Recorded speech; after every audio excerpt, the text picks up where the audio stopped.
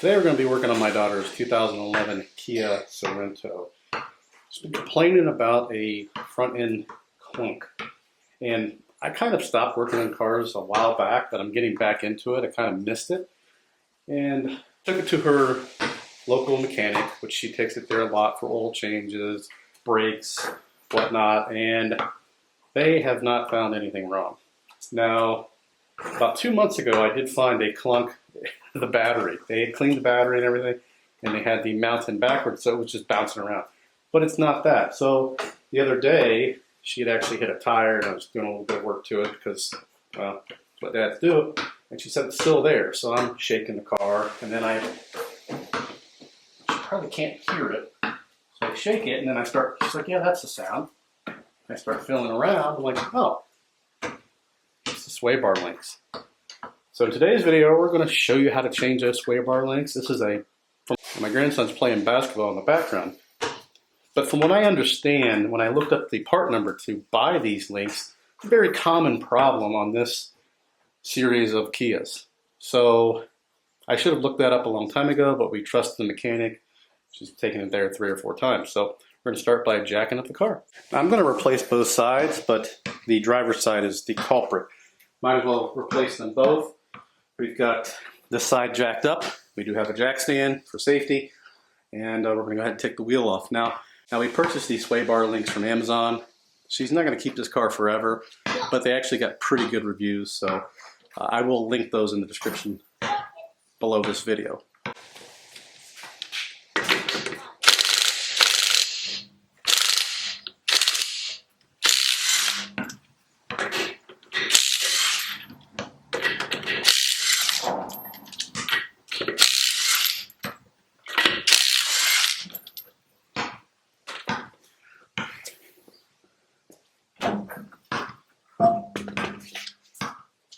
What happened? What? I took it off. And this is the culprit right here. Can't hear it right now, but when there is a load on it, the bushings are definitely bad. It rocks back and forth. I'm gonna go ahead and zip this right off. And down here is the lower nut.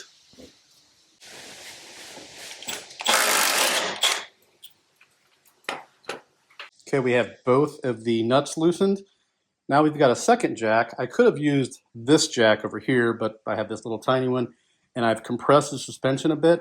If you have both of the wheels up in the air at the same time, and you've got it on jack stands, you probably won't have to do this, but I'm just doing one at a time. But what you want to do is jack up the lower control arm, that way to take some of the tension off of the actual sway bar link. So now that we have the tension taken off of it, we can actually just remove the link. There we go. And here is Lincoln, and actually this one is completely blown out. Nothing left of it. Dunzo. Here are our new ones. And obviously everything is just the reversal of the removal. This actually comes with new nuts.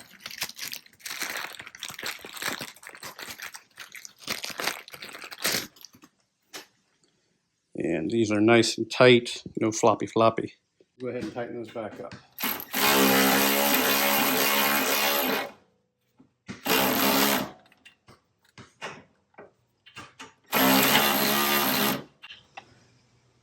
May have to put a wrench on the other side, and I think we're going to have to do that.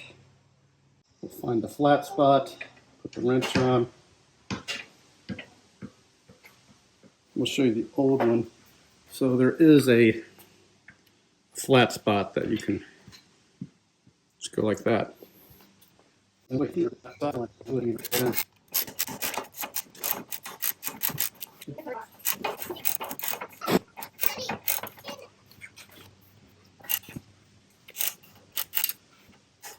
And we'll do that to the bottom. Then we'll be done. We'll also break them down a little bit. Our impact once we're tight.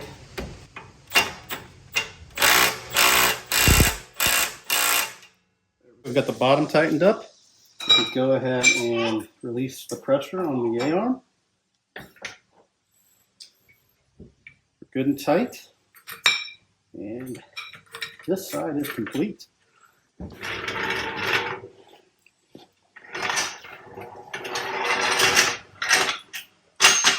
then put these on snug.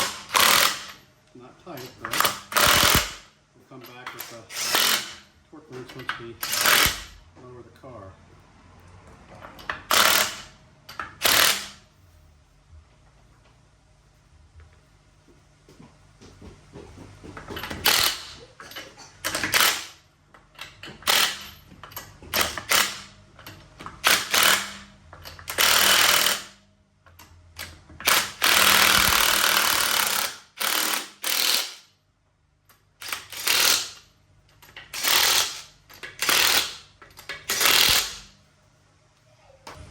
We'll remove our jack stand. We will lower.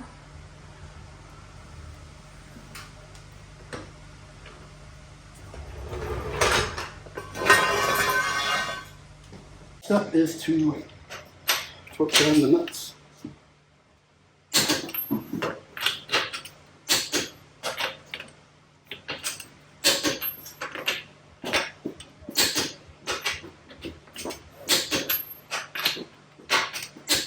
Here we go.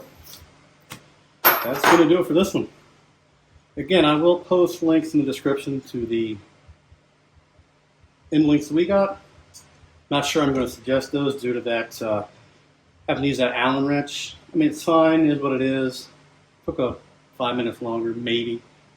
Any of the tools I use, you could do this with hand tools. Much easier with power tools. I love the Milwaukee angle impact. Then I've got the ratchet. Of course, I got the Ryobi impact as well. I'm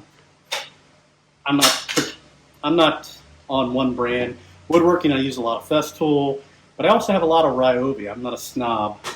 Ryobi makes some pretty cool tools. I originally got their tools, some of their tools, because they have a sweet glue gun that I absolutely love. They have a little heat gun that's pretty awesome. So then I picked this up, and this has done great. Got really good reviews here on YouTube. I watched reviews before I purchased it. So I'll post links to all those in the description. And if you have any questions or comments, feel free to post those below. And as always, thanks for watching.